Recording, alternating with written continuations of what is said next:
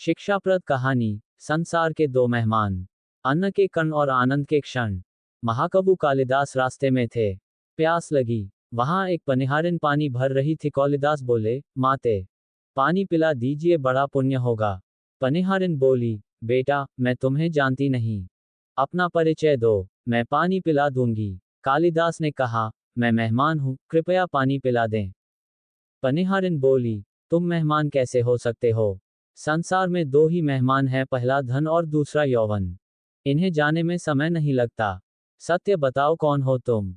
तर्क से पराजित कालिदास अवाक रह गए। कालिदास बोले, मैं सहनशील हूं, अब आप पानी पिला दें। पनिहारिन ने कहा, नहीं, सहनशील तो दो ही हैं। पहली, धरती जो पापी पुण्यात्मा सबका बोझ सहती है, उसकी छाती चीरकर बीज बो देने से भी अनाज के भंडार देती है। दूसरे पेड़ जिनको पत्थर मारो फिर भी मीठे फल देते हैं। तुम सहनशील नहीं। सच बताओ, तुम कौन हो? कालिदास मूर्छा की स्थिति में आ गए और तर्क वितर्क से झल्ला उठे। कालिदास बोले, मैं हठी हूं। पनिहारिन बोली, फिर असत्य।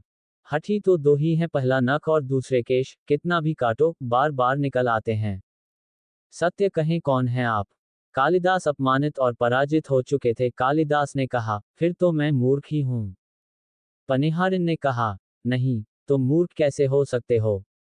मूर्ख दो ही हैं, पहला राजा जो बिना योग्यता के भी सब पर शासन करता है, और दूसरा दरबारी पंडित जो राजा को प्रसन्न करने के लिए गलत बात पर भी तर्क करके उसको सही सिद्ध करने की चेष्टा करता है।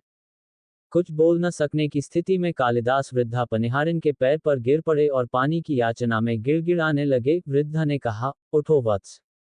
आवाज सुनकर कालिदास ने ऊपर देखा तो साक्षात माता सरस्वती वहां खड़ी थी। कालिदास पुनः नतमस्तक हो गए। मां ने कहा, शिक्षा से ज्ञान आता है, न कि अहंकार से।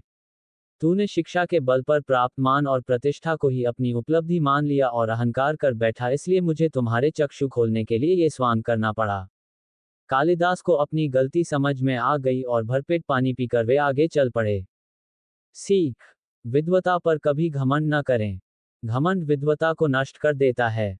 दो चीजों को कभी व्यर्थ नहीं जाने देना चाहिए, अन्न के कण और आनंद के क्षण को।